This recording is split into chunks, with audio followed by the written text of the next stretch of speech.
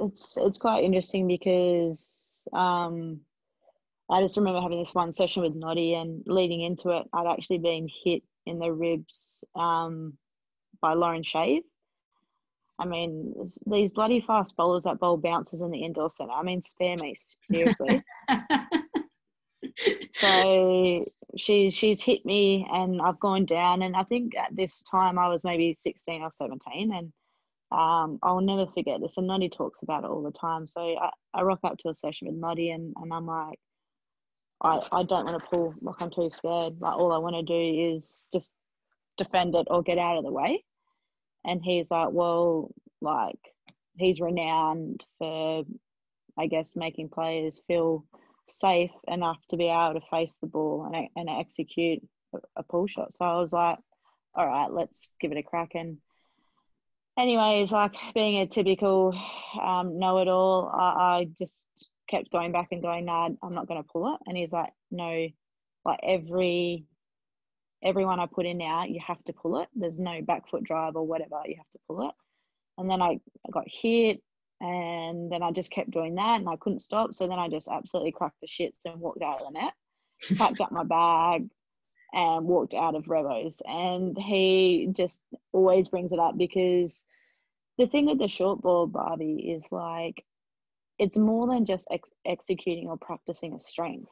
I remember 2 weeks ago, I rocked up for a session with Noddy, and I said to him, we were just connecting, and, you know, like I had a lot of worries and stress and a lot of complications that I was making life really hard. And he's like, what do you want to do today? And I was like, I think we should do the short ball. And he's like, yeah. He's like, the thing with the short ball is you need trust, and being able to actually face your challenges or your adversity head on in life is hard, let alone when a ball's coming at your head.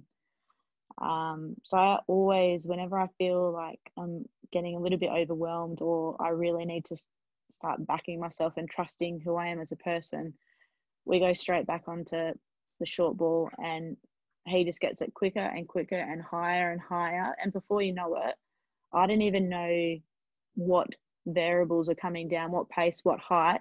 All I know is I'm getting into a position to hit the ball, and the rest is history. And then I come out of that session, may have hit 3 buckets, like 40-minute session, and him and I are just on top of the world. And it's a really powerful thing. Everyone talks about the short ball and like being side on, and you don't need to play it. You don't need to play it in women's cricket. No one bounces you and all this other bullshit. But to me, it actually symbolises more than just being able to play off your body. It's actually that trust element. And I have always spoken to you about how I have that relationship with my batting in terms of what's going in my life is always happening within my batting sessions, and it's actually quite powerful. What? That's fascinating. It's just connection. It seems like the word that keeps coming up for me. It's connection in terms of, I've never actually heard anyone talk about their batting like that, but it makes a lot of sense. So what you're essentially saying is that if you're struggling or a bit down day-to-day life, you would go in with Noddy and hit short balls purely because of what it symbolised. In terms of it, yeah. It was trust, like trust your base, trust where you are, have the courage to be front on and face your fears, which is essentially that ball coming down at you. Yeah. Fascinating. And I've spoken to you about three shots that have really important keys to them. So obviously the pull shot, facing your fears, is all about trust. And then on the front foot, it's being able to have the courage to pick up your hands to want to hit the ball. And then through the corridor, it's getting yourself in a position where you can release your hands. So that symbolises freedom, because you're actually just allowing yourself to go.